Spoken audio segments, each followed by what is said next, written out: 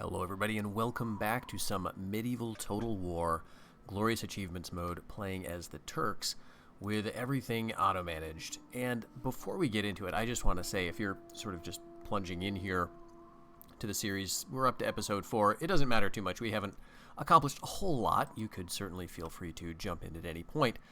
But I want to say here that I am really enjoying this style of play. This is not something I have attempted for very long, and it's interesting to consider sort of the reasoning behind why all of these options were implemented. It seems as though the developers figured there would be some people who just couldn't be bothered to do things like decide what units to train and how to, assign titles and what level of taxes to make for each province. And so they wanted to make a seamless campaign experience where you as the player would have to do relatively little except for the raw act of moving your troops around, and then you could just get into the battles. That, I think, the battle favorability, I guess, the way that this game is designed really more as a battle delivery system than a deep campaign simulator, is also indicated by the fact that they have, quick battles and so on that are totally devoid of any campaign. But nevertheless, I like the idea of this campaign, these handicaps, right? This idea of being very restricted. So I'm only allowing myself to train or to build my own choices in a province where my faction leader is located, my sultan here. And furthermore, I'm only allowing myself to play out the battles where the sultan is involved. And that is really affecting how I'm approaching this campaign in a way that I guess I was not expecting. I feel like I should have expected it. But what this means is, as a player, as a human being, I have some advantages over the AI, right? If you've played these games for a significant period of time, you start to learn the AI's tricks. And at a certain point, you realize, okay, you do certain things to get victory like all or most of the time. So when I run into a challenge in these games, it's mostly because I'm not prepared, right? The AI attacks me with a massive force, and I just haven't built up on that front. If we were roughly equal in numbers or equal in, relative army strength, I would win most of the time, right? Let's be honest. But when we do something like this, where I can no longer rely on my battlefield tricks, I have to leave everything up to the roll of the dice, so to speak, and the numbers, the stats. That means that I have to think very carefully about where my sultan is positioned, because I may feel as though I need to play out certain battles. Like if I'm outnumbered 2 stacks to 1 stack, I don't think I'm going to win that the vast majority of the time on an autocalc. So I'm going to need to think about where my sultan is most needed and move him there, and it's going to take a while to get him there.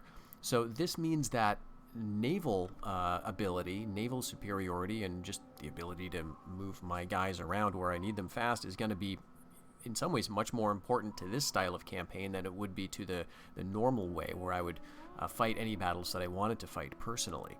And it also means that I need to think about, the other things, such as I really need a mosque, or I really want a ribat so I can go on jihads again, or I need to start training ships. That means my sultan needs to be in a place where I can force that kind of building and training.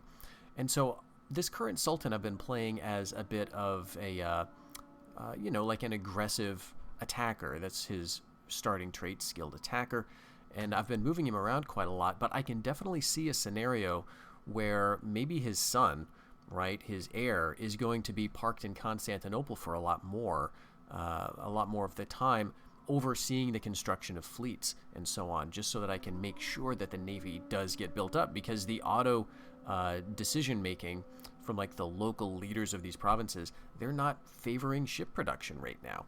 So I'm going to need to make that happen. And it's just interesting to think about this. It makes it seem more of a logistics-based game, I guess, than it would normally be.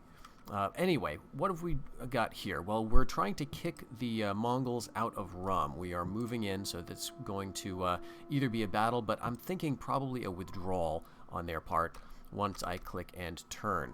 We're also seeing the passing through of an Italian crusade. They're on the way to Tripoli, And if they don't have a bunch of ships to use, we may see them going through all of our territory. This is a big problem for us in the sense that if we want to rely on mosques and jihads, we're going to get them destroyed pretty regularly by these passing crusaders. Even if they don't ultimately do a lot of damage to us, those types of buildings will just not remain. So I think we had a mosque in Nicaea at one point. We don't have that anymore. We did have a mosque in Constantinople, I believe. Don't have that anymore. We had a mosque and a ribat in Rum where we had a jihad. That is gone because once the Mongols moved in, those religious specific buildings are just automatically destroyed. So we'll go ahead and click the end year here.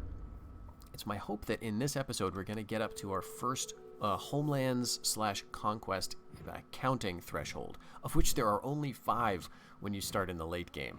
It's a very fast game in that regard. You don't have a lot of time. So, fortunately, we've got a strong enough presence in Serbia that the Hungarians just can't seem to get themselves to stick around. Okay, so we've taken control of the province from the Hungarians. That's right, we invaded this to take it back. Very nice. We've taken Greece back because the crusade of the Italians has moved out, and they're going to be moving into Constantinople, and we're just going to retreat to the stronghold again. We can take a nice close look here, though, at their units. They've got some arquebus units. They've got some, typical Italian crusade and, late-era type things. The chivalric men-at-arms, chivalric sergeants, some hospitallers, very nice. Otherwise, nothing looking too fantastic there, but this is a fairly formidable force, 879 men. They're going to lose some as they go through our territory. So, yes, retreat to the stronghold. What I'm terrified of doing in one of these situations is accidentally clicking abandon the province when I don't mean to. It's going to happen at some point. I'm just going to overlook. Okay, so they retreat from Rum. Let's see, possibly, it looks like the Khan has moved to Armenia. So this is just some reinforcements. So it's good that we're kicking them out. We've lost Trebizond because we moved out of there to invade Rum. And yes, we're going to see this a lot. It's fine. I so rarely see this, so I guess we're making up for lost time. But every time we achieve that goal of getting all of these provinces, this is going to kick off. But it's not going to give us 8 points again and again and again. You can see we're still at 8 currently. So I imagine a lot of back and forth around here in the Balkans. Okay, so speaking of the Balkans, this is the area we're leading up to the auto-resolve, and so far, so good. What we may want to do is go into Croatia here. No trade goods, but they do have a port, and we might be able to take it just to force them out. I don't think right now we could, because we don't have a strong enough army here. And in fact, if they attack and throw all of their forces at us, we may be obliged to withdraw. And this guy's a blackmailer, so we may just have to be very careful. Serbia, as we're auto-resolving the titles, we're letting the titles, or the lords choose their own titles, basically. Don't know who's going to get King of Serbia. It might be nice if this guy got it, just to get that loyalty up a bit higher. But that's another concern, since our Sultan is so far away. I think the distance from the faction leader is going to impact the loyalty of some of these men here. Fortunately, we've got some good loyalty on the new guys. So, we've got some Ottoman infantry up in Bulgaria, and nothing down in Greece because the Italian crusade is just evacuated. So, what should we do with this unit? We can safely assume that the crusade is going to move either to Trebizond or to Nicaea. Let's see, 1, 2, 3, 4, 5 provinces versus 1, maybe 2, 3, 4. So they may go through Rum, but regardless, I'm quite sure they're going to go through our provinces again. We should probably move these Sipahis, and I think this is something that the AI chose to train, which is nice. I've been reading about these units a bit. I've got this fantastic book, The Enemy at the Gates, and this is about the Siege of Vienna, which I guess is around here in Austria, right? Siege of Vienna in 1682, 1683, something like that, when the Ottoman Empire moved up there and had this very long, protracted siege. A fascinating period, which I know relatively little about, but they talk about the Sipahis there as being very heavy, kind of slow, ponderous units. These guys, by their traits, seem to fit that role, but by the visuals, they seem much lighter than I would expect. So, anyway, they're an interesting unit. I'm curious to see how they will continue to perform as we continue to use them. So the question about the Ottomans, right? I think this unit will probably go best with everybody else in Serbia. I think we're going to have to concentrate forces in the west and just have a bunch of places where we withdraw and then just move back and forth to force out invaders. So we can maybe expect to get invaded from the north, although the Polish are continuing to give the Horde a bit of trouble. As we saw in the last episode, they had both of these places, Moldavia and Kiev, under siege, and were just recently driven out. Wallachia is looking very vulnerable, but they can get reinforcements, so we'll have to see. And I think, yeah, we'll just keep everybody together for now.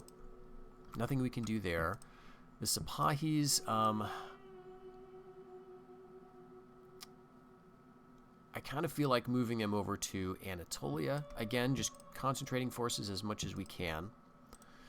We've got some Turkoman horse here already, as well as a bunch of somewhat understrength units, I guess. And then we've got spearmen. Let's see. I think I want to take you aggressive guys. We'll leave, 100 men, a decent governor, and odds and ends in Anatolia. And I think everyone else I want to move over towards Rum. And now we need to decide sort of the big question, what are we going to do with our Sultan and our main force? We did say at the end of the last episode that we want to get Armenia and we want ultimately to get up towards Georgia. That seems like a decent place to hold. Just strategically, it's a natural choke point from the north. So I think we could get an easy win by moving to the east. On the other hand, if we're going to use our Sultan, we may want to force a battle or two just so we can eliminate some of these heavy units and some of these lighter units too, and make life a little easier for us. So I think maybe what I'll do then is move these troops here into Rum. We can get it right back, and we'll move the Sultan north into Trebizond with the hopes that this army will maybe stick around and fight, or if not, they'll retreat over here and we can corner them and get a nice decisive clash while we've still got our Sultan around. He's 49, so we may not have him for very much longer. Okay, so yes, just literally everybody else move up into Trebizond. We've got 2 heavy units of cav, 2 units of horse archers, so make that 3 and 3 respectively, with some heavier cav as well. Okay, I think that would be sufficient. They've really only got 2 heavy units and 2 horse archers, and then a lot of foot. I think we could do that. So we'll go there. And everything else is in the wash. We recently concluded an alliance with Poland. You're never sure exactly how that's going to play out. Okay, the crusade did go into Trebizond, so we're going to have to withdraw, unfortunately. So interestingly, the Hungarians are sending just a tiny force into Bulgaria and retreating, probably because we trained something scary, so just to keep the balance of power going. We've got Constantinople back, very nice, and Armenia. Ooh, the Egyptians went for Armenia. All right, we're going to be in conflict with them very soon, I think. I love the campaign noises on this, on the Islamic campaigns. They're just so atmospheric. Okay, we're invading Trebizond, and this is an actual force, and the problem now is we're going to have to fight the Italians, and I'm just not sure if they're like actually allied forces, right? I think we might be able to beat them.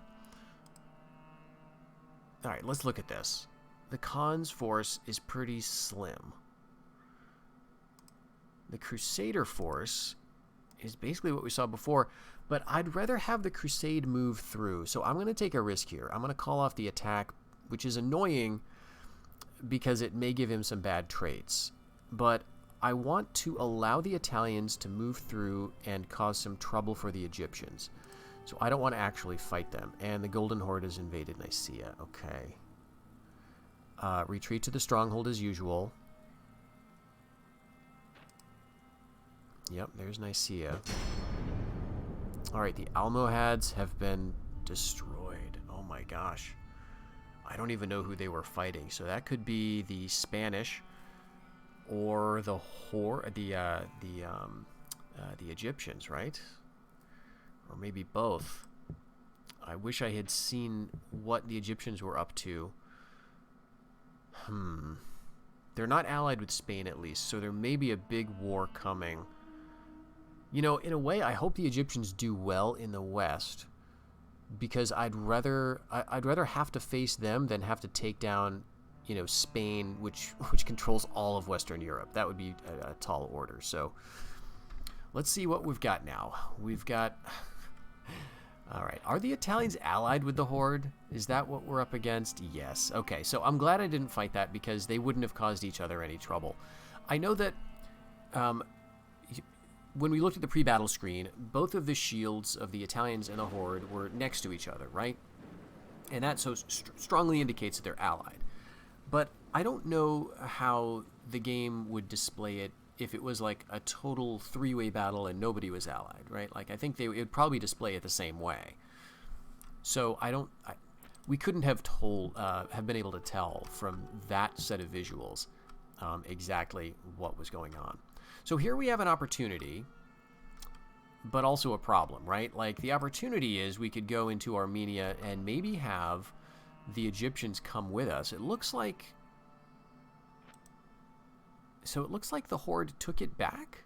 Looks like the Egyptians moved in, the Horde retreated, and then on their turn they fought a battle to take Armenia.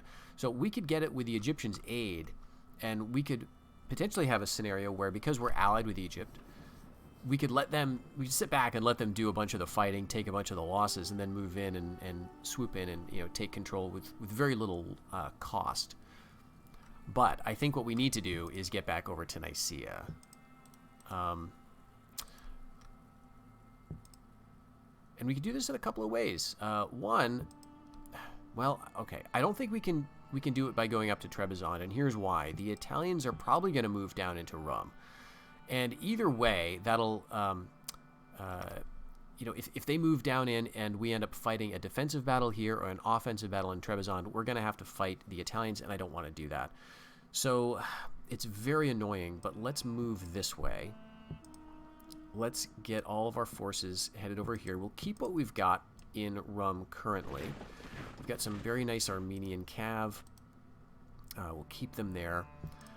We can also, since our Sultan is here right now, we can queue up something that might be helpful. We've got Ghulam Cavalry as an option. I really love the look of this unit. I think they're pretty decent. They're Lancers. That always seems good to me. Their charge is a little weaker than the Armenians. Otherwise, they seem to be identical but more expensive. But they look cooler. So, jeez. They're a little cheaper to recruit, but a little more expensive on the upkeep. I don't know what's better, honestly. What we've got currently is some cav and some spears. I think getting some Ottoman infantry might be good. They're going to get a valor bonus here, so let's do that. We'll get some archers, a nice hybrid unit. Here we've got some regular standard archers. Let's go ahead and add them with everything else. Let's keep the Spahis here. We're going to keep the forces together. And in terms of building, you know, it's very sad because I'd like to go back to mosques and stuff and get the morale bonuses that brings, as well as the different unit capabilities. But we're just gonna lose it because the Italians are gonna move down in the next turn. You know, I guess there's a chance that they won't. So let's go ahead and queue this up. It's low cost, 200 florins. If they don't move in, you know, if they go to Armenia, for example, maybe we can get there, or maybe they'll go to Anatolia. So we'll wait to relieve Nicaea for later. And in Constantinople, we're not going to be able to do anything because they just cleared out recently. So I guess we didn't train anything here. And in Bulgaria, oh, it looks like they're going, right, they're going for the Citadel here, which is great. Hopefully that will be allowed to continue. In terms of recruitment in Bulgaria, why do we not have anything new? Oh, we've got horse archers, I guess. Okay, that's something, but I would have thought that we would have, like, a spear unit.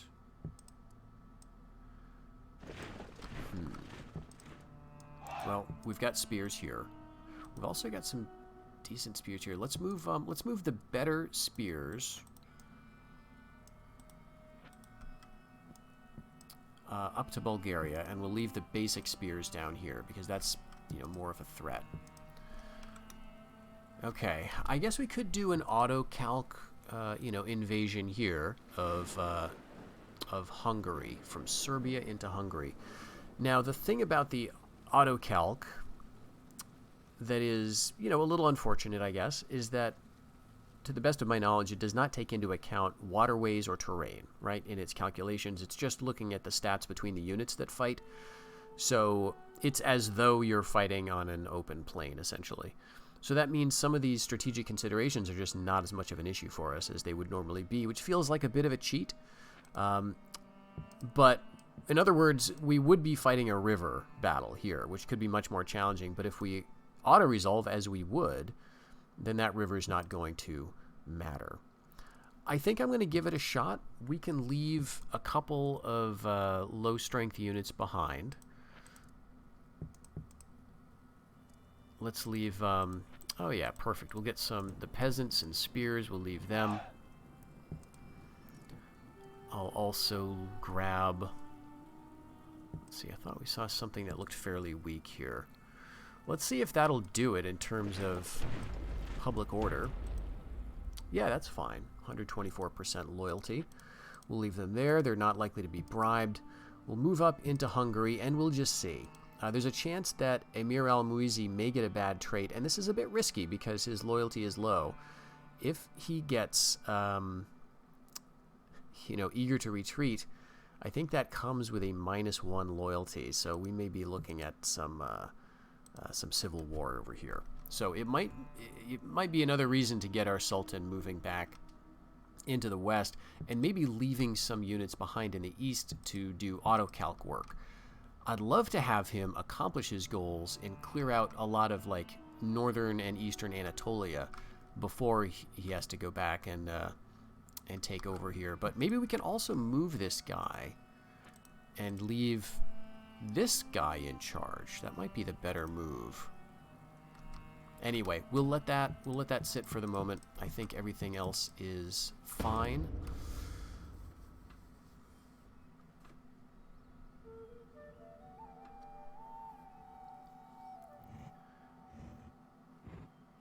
I'm not seeing any Polish activity, and that's a bit of a problem. Okay, wow. Okay, they're going into Armenia. We're invading Hungary here, but this is Prince Laszlo, so I think I'm going to call this off. My hope was that the king would be here, and we could just force them to retreat. So this is a bit of a problem. Now, he's got a lot of stars now, and I'm thinking he picked up another title. Let's see what that does. All right, we've got plenty of time to resolve this siege in Nicaea. Famine in Constantinople is always bad. That's a lot of our income gone. Okay. Let's take a look. You didn't get any bad traits, but he is master of the Sultan's horse. Okay, awesome. Someone knows what he's doing. My, what do you call it there? What's the second in command, sort of, for the Sultan in the Ottoman Empire? The sort of the Chamberlain, the guy who's really in charge behind the scenes, so to speak. You know who I'm talking about, like Kari Mustafa. You've got some of these famous guys who are really leading the campaigns and sort of working behind the scenes. It'll come to me at some point. But whoever that is handing off titles where they need to go, because now we've got some nice loyalty here on our blackmailer. Okay, more peasants. Well, you know, I'll keep them around because we may use them just as garrisons somewhere. It might be good, actually, to move them this way and down eventually towards the interior once we get that resolved. We've got some handgunners in Constantinople. Let's bring them. Well, let's see what we're going to do here. I think what we want to do is take Nicaea back, then sweep back up into Trebizond, and then over to Georgia. So what do we have here? Yes, we got our Ottomans. The mosque is continuing. Very nice. And it looks like between the two of them, the Italians and the Horde have managed to drive out the Egyptians, who tried to get Armenia last season. But they've lost a lot of men, 670 men. And here, we're not looking at too many, but this is, somewhat formidable. So let's just hope that Rum doesn't get attacked again, or hope that we can deal with it. To that end, it might be worthwhile to move some more troops over to support that. They're not too far afield, so we can get them if we need them, and we're going to move into Nicaea right here.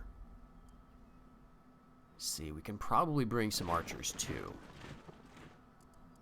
We're getting a lot of these odds and ends, though. It's a bit annoying, so we'll have to see what we can do there. I suppose we could force a retraining. Let's see. We've got a few crossbows. Yeah, let's do that. Let's retrain these crossbows in Anatolia. We don't super need them right now. And bring these guys out to help. And let's bring down the handgunners to Nicaea. Here we've got some regular archers. That's okay. And okay, Emir Shah is governor of Constantinople. Were you always governor of Constantinople?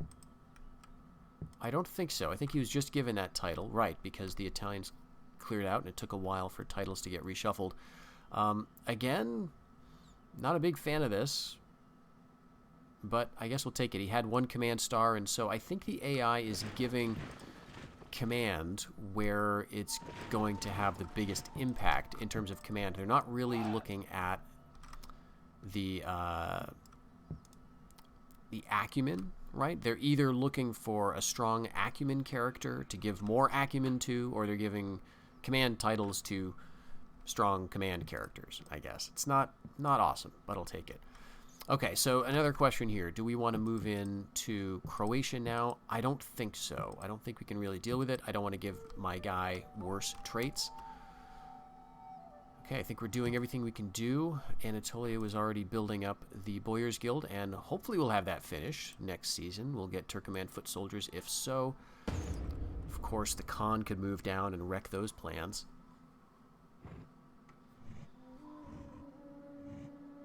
Alright, so another conjoined attack down into Bulgaria.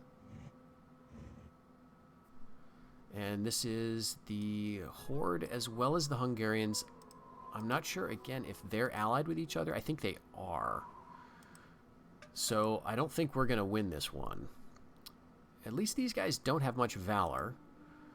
And there's not much here, really. And we're identical in terms of numbers. Let's do an auto-resolve. Emir Shah's got tons of command. He's the Lord of Constantinople. Let's see if he can earn that title. And he does. We get a victory. Awesome. I was really not sure how that was going to go. And Serbia is invaded. Now, unfortunately, we cannot fight this one out. I would kind of like to. But we've got Amir al-Muizi, our blackmailer general here with 6 command stars. Let's auto-resolve this. And again, hope this works out for us. And yes, indeed, we did quite a number on them, it looks like. And they don't look like they have a whole lot left. So we're doing pretty well against Hungarians. They still have Carpathia, and they may have picked up a few other provinces to the north. We just don't know. Let's take a look. All right, so the Horde withdraws. We get Nicaea back without a fight, and no ransom for Prince Andres, who we picked up. Very interesting. So this is a Hungarian prince. So these autocalcs can give you captives, which is interesting to know. And Emir Shah has picked up another title, his 6th rank. He is now one of the greatest generals who ever lived. Most of that's the titles, which is a little weird. Like, how do titles magically make a guy better? Well, I guess the way you can think of it is the title comes with a whole assortment of retinue members, right? It's got people who work in the military to accompany this general. It's got all these other hangers-on and lieutenants and so on. So I guess that's why he becomes a better general. It's not just that the title, suddenly, the diploma doesn't make him better, but it represents maybe a sort of education and the assistance of all these experienced fighters. All right, Prince Selim. All right, that's actually really nice. I feel like I could use another bodyguard unit. Anatolia, and okay. Do streaming allied to the French? No, we want to stick with the Egyptians, at least for now. So, goodbye French. And Selim is a drinker, but a great warrior. And drinking is not impeding his command all that much, just -1 to command, but he's got 5 stars anyway. Alright, and yes, we get the Turkish Empire again. Oh, he's looking great, actually. He's not the heir, presumptive, but Prince Murad is. And he's fine. Murad is fine. But Selim is looking very, very dreadful. The drinker is going to be a problem. This is just going to get worse and worse and worse until finally it loops around at the end. It's very funny. Once you get the highest trait of drinker, like dead drunk, I think, it basically says he is so far gone that everybody around him knows that they need to pick up the slack. And so basically they just wheel him into position, and all his subordinates know what to do by now. So it loses a lot of the negative stuff, if I remember correctly. If you go down far enough the drinker line, it all works out in the end. All right, we've got some Turkoman foot. This is looking like a nice formidable force here, so I think I'm going to leave that. The problem is it could, of course, be defeated by the Mongols. And the Italians might still want to come through Rum. I know they've got a pretty weak-looking crusade, but they might take a swipe. So how about this? Let's move Selim the Drunk over into Rum, where he's going to improve the valor of all of these units by quite a lot, actually. And let's move in some crossbows, too. And what we're going to do here is leave... let's see, did I move the peasants down? I thought I was doing that. Well... I must have moved them somewhere else, or maybe they lost strength or something. But let's leave some units behind that are kind of weak, not that useful. Yeah, let's bring the spearmen down, and let's bring the Saracen infantry over to Constantinople, and then everyone else can go up to Trebizond. And I'm noticing Constantinople is actually training a Bagala unit, which is awesome. So they're deciding to go that route. Anatolia has finished its Boyars Guild. That's also great. So what could we do in Nicaea? Now that we have the Sultan here... Let's see. Maybe we could retrain this unit of naphtha throwers. I think this should only take 1 season to retrain them, even though they take 2 years to train normally. I think when you're retraining anything, it's just 1. So we'll force that, and then we'll try to remember to move them with us. In Nicaea, do I want a shipwright? I guess we could. We could also go with a mosque. We've already got the trading post, and we've already got the port, actually. So theoretically, we don't need to be training ships out of here, right? We've got ships to train in Constantinople, and I think this needs to be where our navy comes from. So let's do something different with the building in Nicaea. Let's go with the mosque, because we are training some military stuff. Right, we've got some good units available there, and the mosque is going to help their morale. So we're going to go invade up into Trebizond. I think everything here can just stay as is. Let's see. I think we should be able to handle that too. I know there's like 3 units of heavy cav, but we've got decent stuff of our own. I think we've got enough spears for it to make a difference. So we'll stick around with that. Okay, everything there is good. Everything in Serbia, it looks like they're going with a keep here. So the question now is, do we want to try this again? Do we want to go up to Hungary and try to force out the king? Or is he going to be clever and move out of the way again in time? I think, this does have a use, because if the king tries to invade over here, or anybody does, we can be, more sure of defeating them in Hungary. So let's give that another shot. I think I'm going to leave behind maybe the urban militia. Okay, we'll do peasants and spears again, right? I think that's worked for us in the past. And, the problem is if they invade from Croatia, we're going to lose the progress on that keep. But otherwise, we're just sitting here waiting for them to get stronger. So I think we got to take these chances. All right, attacking into Trebizond, attacking into Hungary. All right, there's an attack in Bulgaria. The king moves out of Hungary. Oh, okay, here we go. The Russians are moving down. That means we really need to keep moving in the east. I don't want the Russians into Georgia. They may already be there. All right, and they're invading Bulgaria. Oof. See, this is why...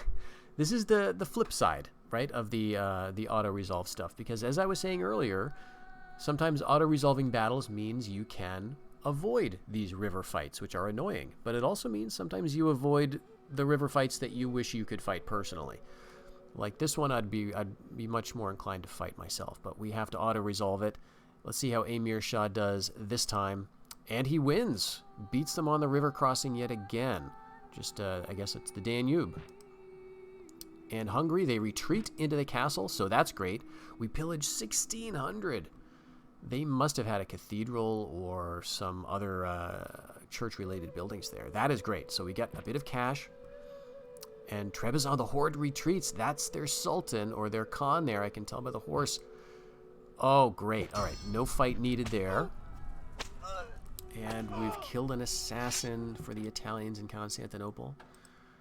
All right. Chinless Wonder, that's not great. And he's honest. Awesome. Okay, so this is the blackmailer.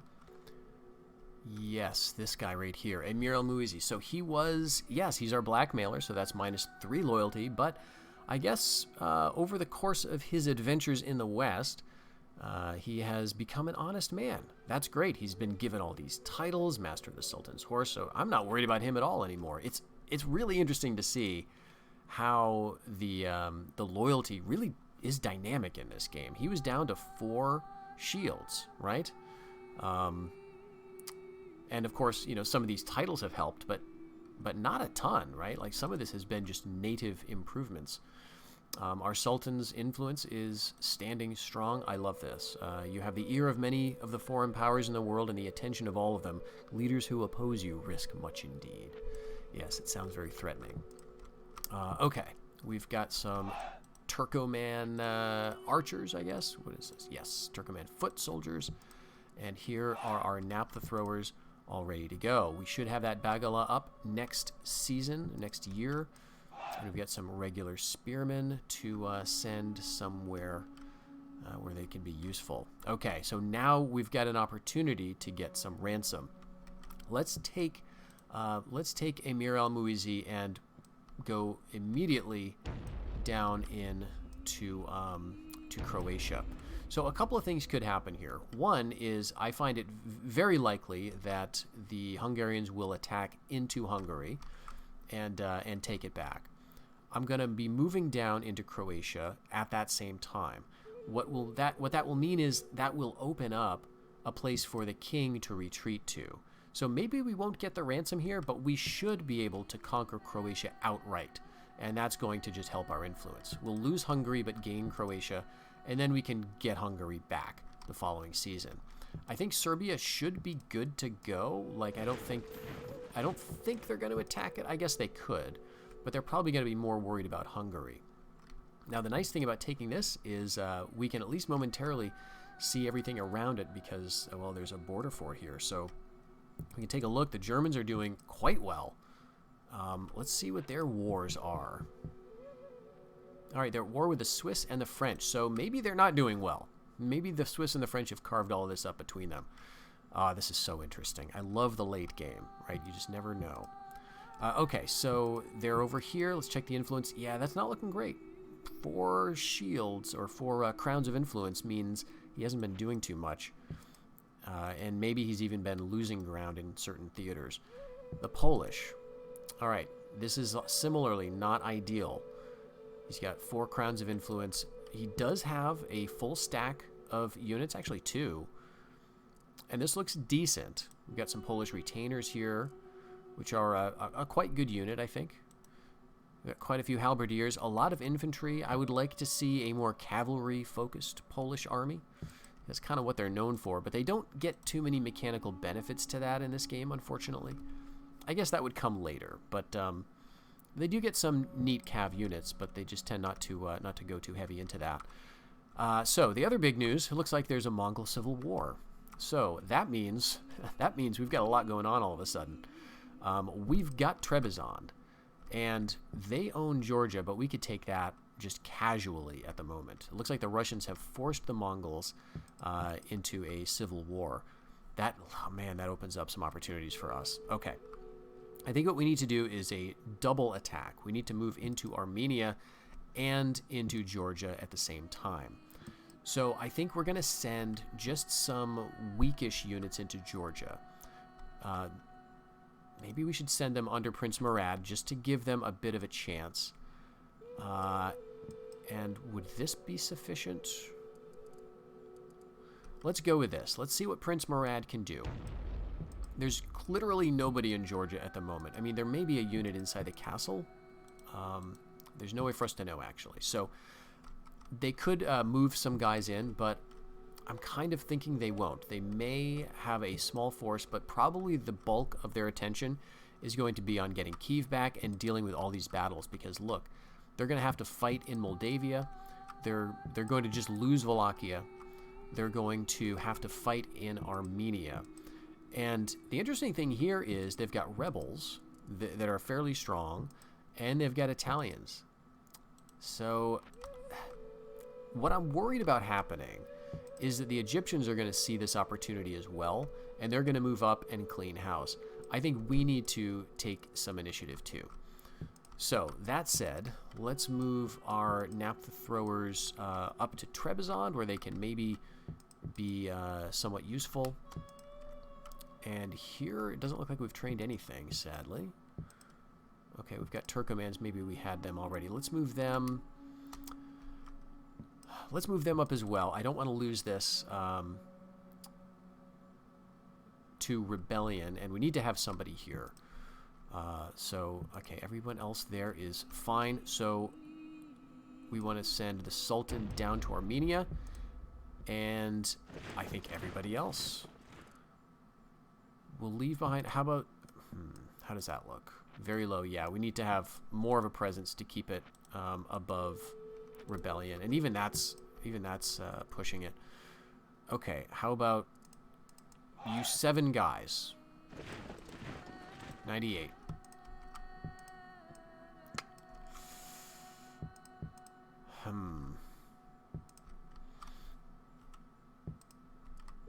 Ten more?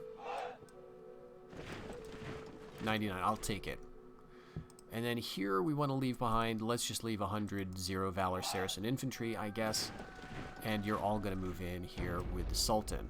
Now the Sultan's going to take over, and so that's 6 command. Actually, no, that's 5 command. So it's fine. It's going to be equal.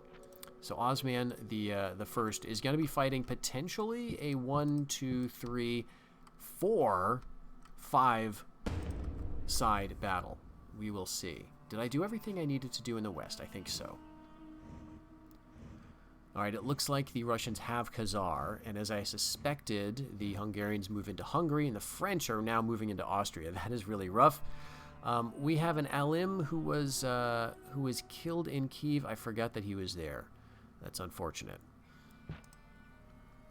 Wallachia, the Horde, retreats. So apparently they had a tiny force there, and we lost Hungary.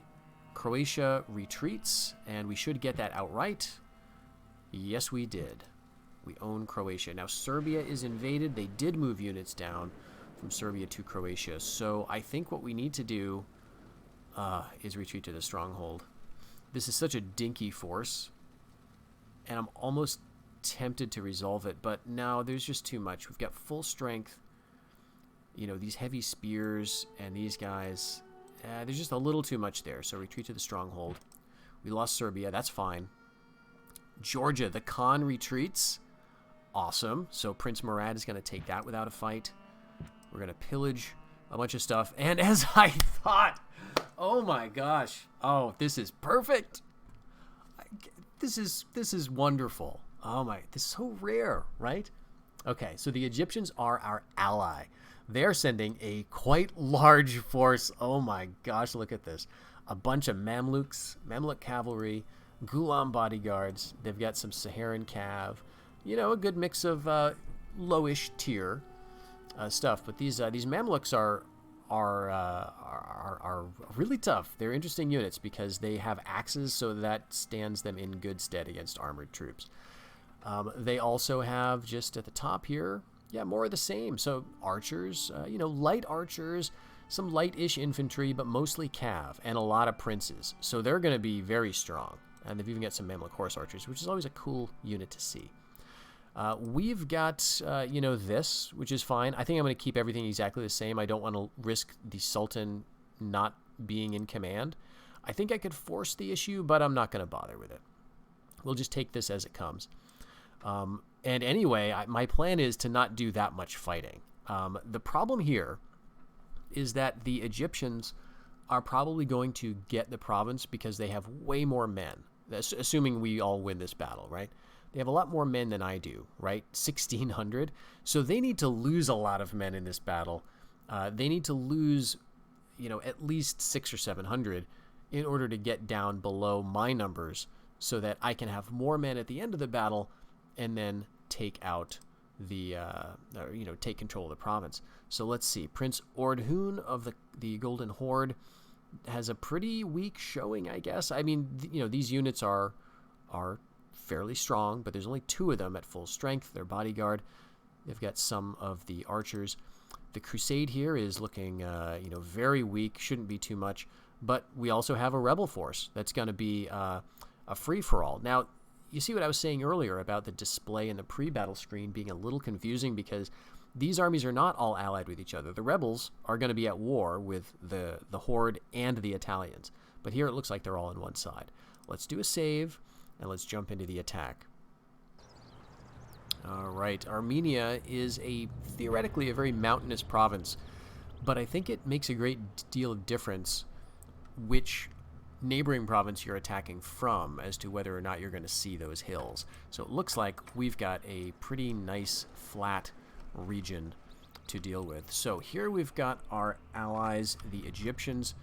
We can't zoom in, unfortunately, but you can see those heavily armored Ghulam bodyguards there with Mamluks further on, and then their assorted light infantry at the front lines. For us, we've got our usual initial deployment of archers up front, spears in the second rank, Turkoman horse or horse archers otherwise flanking, and then in the rear we've got our Sipahis of the port, the Sultan, his retinue, and his princes, as well as some heavy cav. Armenian heavy cav here, seeing for the first time, and Ottoman Sipahi, which are sword and shield melee only cav.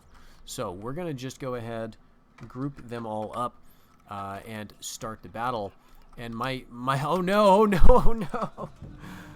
We're going to try to get away from these guys as fast as we can. Everybody run. I don't want to fight. I don't want to fight. This is not fair. Oh, they're running into us. Okay. Nope. Okay, they're going back. Good. I do not want to fight. I don't want to take any losses. I want the Egyptians to lose a bunch of men and then move in to take on the victory. Again, this is all about the politics of getting more territory.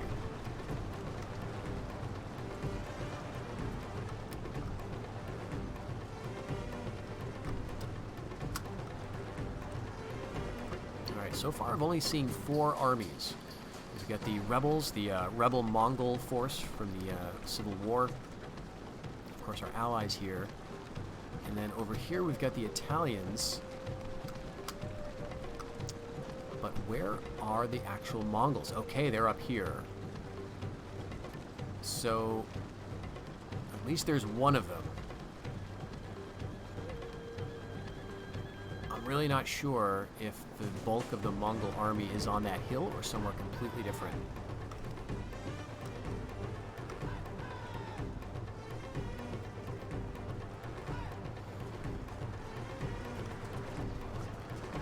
So let's talk strategy in terms of, political stuff.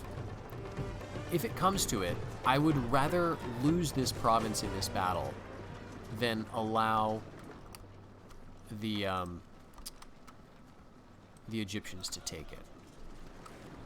Because I see them as the larger threat in the long run to my prospects in the region. They own Lesser Armenia, which means they currently threaten Rum and the Anatolia province. And they own, Syria, which controls a lot of territory. And if they grab Armenia, then they're going to be able to border me in Trebizond as well as Georgia and Rum. So this cannot be allowed. I would rather let this entire army get annihilated, even if it means I have to withdraw and can't get the province myself. That is ultimately the goal, to weaken the Egyptians, hopefully to move in and take the province. But if I can't do that, I want them to lose. So we're just going to sit back here and see what they do. Maybe they're going to get surrounded by the rebels, and maybe, yes, it looks like there's the Italians up on the hill, but where's the Mongols? I'm just not seeing them. Ah, here they are on this corner.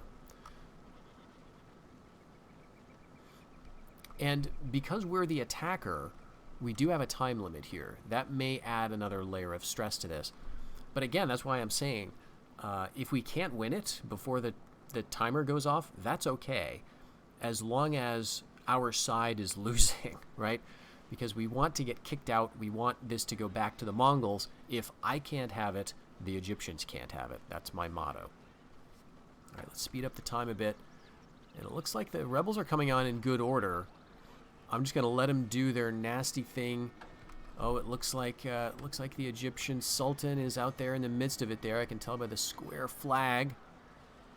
His Gulam bodyguards are getting well involved, and he's split up his forces to go up the hill. He may be pursuing the Italian forces already. All right, let's see what comes of this. Oh, are they winning? It looks like they're doing quite well. Oh, they chased the Italians off the field.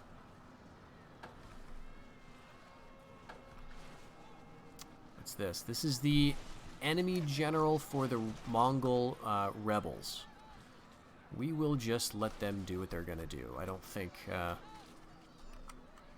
they can really threaten us. I guess I'll move. I can always move a bodyguard unit over that way. There's only 11 Gulam bodyguards. The enemy general is dead. A camel's gone and love to his grave. A camel? What did he say? A camel's gone and love to his grave? I don't know what that means. I must have misheard. Okay, Mongol warriors are like marching away. Horse archers winning. Oh, nope. It looks like the Egyptians might single-handedly take all of these forces out. I don't see that they're engaging with the Mongols yet, the actual loyalist Mongol forces, but then again, they may be. All right, some bodyguards running away, some archers marching back in this direction. We're just guarding the flank. We're guarding the rear in case of an ambush or something.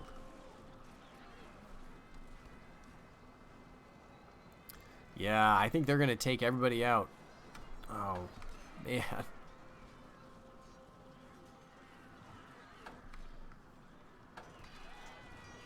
I know this seems like a very boring battle because we're not doing anything, but I love this. Okay, here we're going to have to fight. How annoying. Hopefully they don't, Alright, I'm going to just get away. We're going over here. Everybody run in this direction. Looks like this is where the reinforcements are coming from. Hopefully they don't come and attack us. Bottom line, don't want to lose any troops. Okay, now they decided to fight each other. I love it. Okay, yeah, we'll just get well out of the way. Looks like the Mongols are still somewhat of a presence here. This is probably their only strong unit left, though. They didn't have that much to begin with. Let's see, there's a little bit of fighting going on over here. What is this? Mongol heavy cav, okay. And 6 Gulam bodyguards, but they've got so many Mamluks. Oh, this is going to be a nightmare for us to deal with. Yep. Okay, well, hopefully...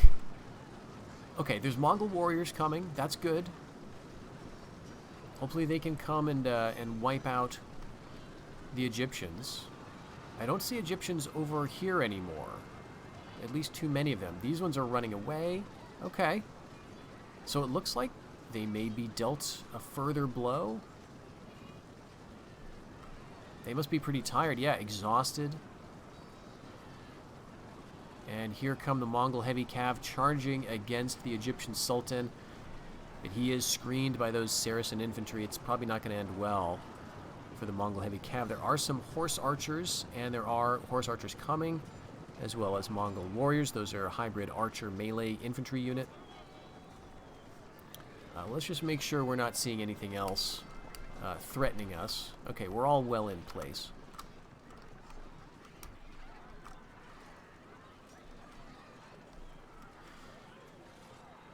Alright, this is a prince from the Mongol horde. He's winning easily, but I don't think he's going to be winning very long unless he gets some support. These horse archers. Gulam bodyguards still holding steady at 6. They need to rush. The Mongols could bring their horse archers to bear against these archers, flank the spears. They could do a lot of damage even with those horse archers because they're stronger than the typical unit of that type. So they can melee. What is this? I hear someone charging. Okay, the peasants here are probably charging in. I don't think this is going to work for us. Even though the Egyptians may have lost a lot, they've got a lot of reinforcements. 6 Gulam bodyguards, 16. All right. Okay, they finally switched the target so that we've got Mongol heavy cav winning easily against the Gulam bodyguards. So it's their general, the Prince of the Khan, versus the Sultan of Egypt. And it looks like Mongols are bringing on more forces. All right, let's get ourselves turned a little bit, slightly, so we're uphill. We may have to fight at some point. I still think the Egyptians could pull this off if they bring their reinforcements to bear in a reasonable way. Because, yeah, look at this. 40 Bedouin camel warriors. You got urban militia. They've got enough troops that if they can bring them on, they can rout the Mongols, I think. All right. Oh, the Saracen infantry gets routed by the horse archers. Yeah, see, this is a decent unit. And the archers are going to be routed pretty soon.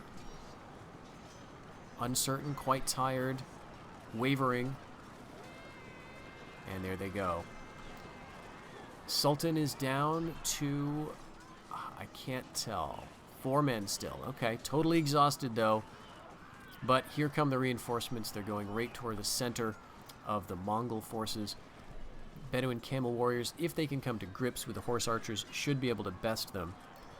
But of course the horse archers are going to keep out of their range as much as possible. Looks like we may be shooting down some horse archers pretty quickly here. I guess that's fine. We'll get a few kills and at least preserve our honor, right? Say that we did something in this battle, even though that is almost certain to go to the Egyptians, even if they lose their sultan.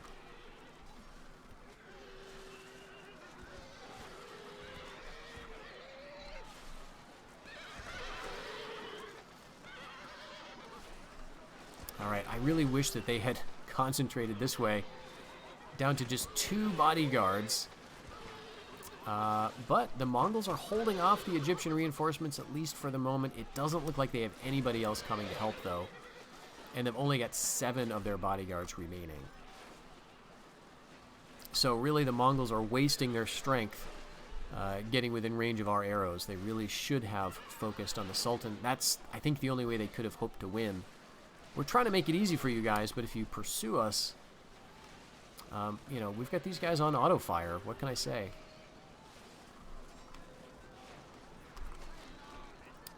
All right. 6 Mongol heavy cav. There do not look like there's too many Egyptians over here, but okay, losing badly. Yeah, Saharan cav. What's this? Desert archers. You know, these are not too strong, but I just think there's enough of them. All right, they're gone. Egyptian peasants are chasing them off the field.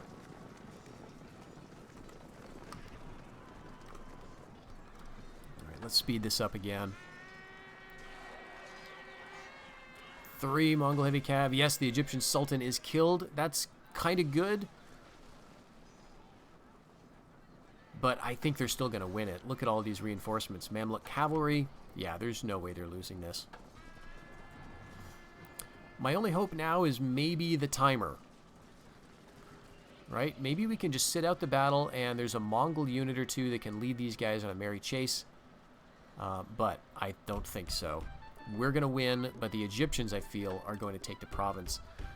Unfortunately, we don't get a way of checking how they did after the battle. So let's just get to the campaign map. I mean, I guess there's a possibility that, yes, no, the alliance has won the day. It was decided that the control of the province will go to the Egyptians, as theirs was the largest force in this battle. Well, there is one good side to doing this. We assisted our ally in battle. That, I think, has an impact on our king's influence. Let's see if that is actually the case. We did get some rebels. I don't think that is, I don't think there's any point to this. Maybe we get this money. So let's enslave the ringleaders, sort of the medium route here. And then, oh, the Khan's ransom is refused. Yikes.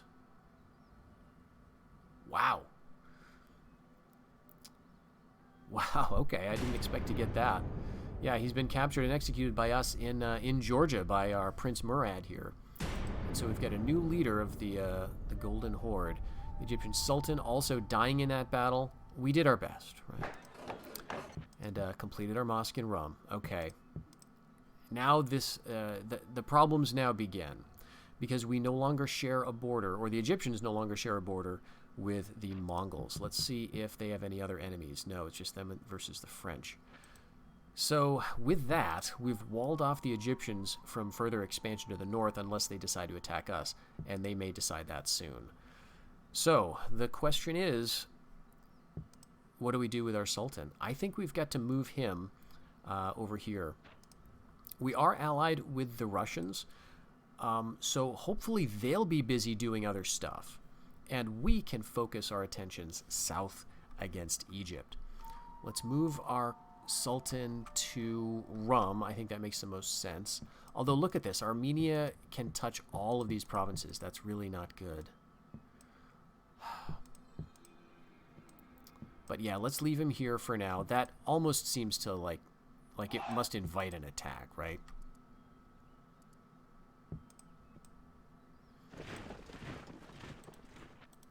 Well, we'll keep the 60 archers there. There's not too much else that can be trained here, but they are at least building a town watch. That'll be good for some urban militia and some other buildings.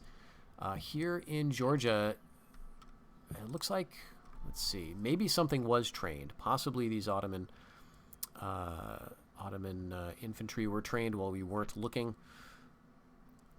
But I guess we could force a unit in Trebizond. Let's go with another archer. If we're going to be fighting Egypt, we're going to have lots of squishy, poorly armored targets to shoot against. So I think that's going to make the most sense.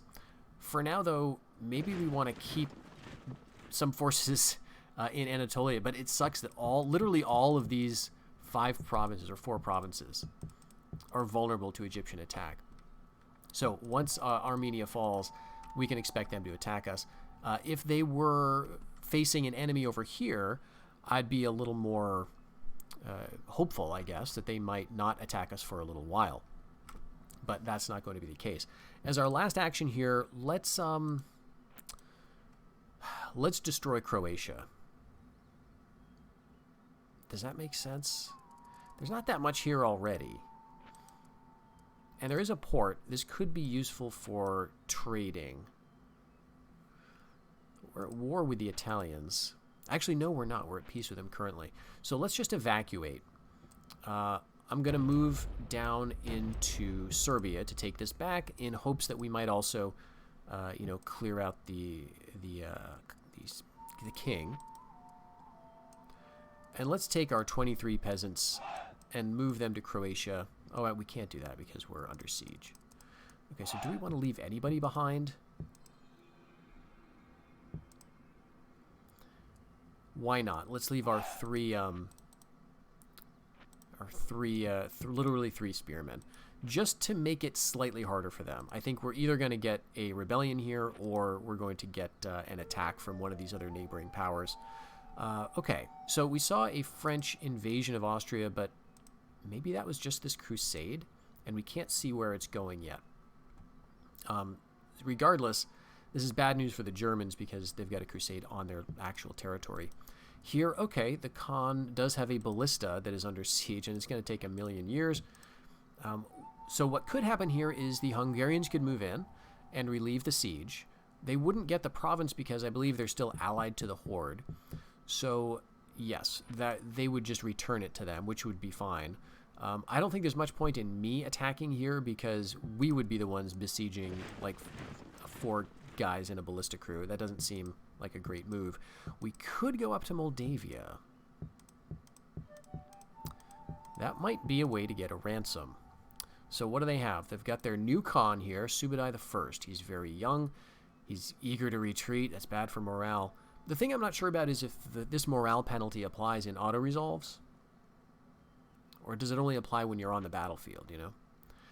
So the other question is, what do they have here? All right, like, they've got some boyars. Ooh, this is a good unit. And they've also got some, archers, some horse archers. I don't think we have enough to take them out. Well, we'll have to worry about that later. Hopefully we'll at least, stall them.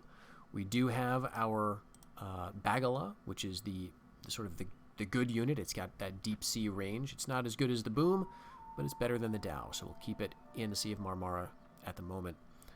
We've also got a unit of Saracen infantry. Let's move them up. We've got an archer here. Let's move you up to Bulgaria, and let's move you, I guess, over to Trebizond. I think I want to do that because we could use some more units on the frontier able to respond to either Armenia or Anatolia or Rum or whatever. And in Rum, our Sultan is here, right? No, he was in Trebizond, so we can't force anything in Rum just yet. We'll see what the AI is going to train for us. Well, this has been a pretty eventful episode.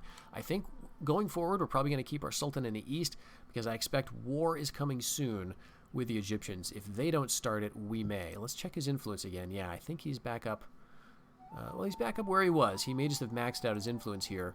And in 5 more years, we're going to get to our first checkpoint, so to speak, where we get to count our homelands and our conquest points. It's not going to be a huge amount, but we're in a decent position relative to some of our neighbors. And if we're going to be at war with Egypt, which we should be very soon, then those points are going to go quite a bit higher, hopefully. They do have some pretty strong forces, though, so we're going to need to really bring some good stuff ourselves. Well, hopefully you enjoyed this episode, and I hope you'll stick around for the next one. Until then, everybody, take care.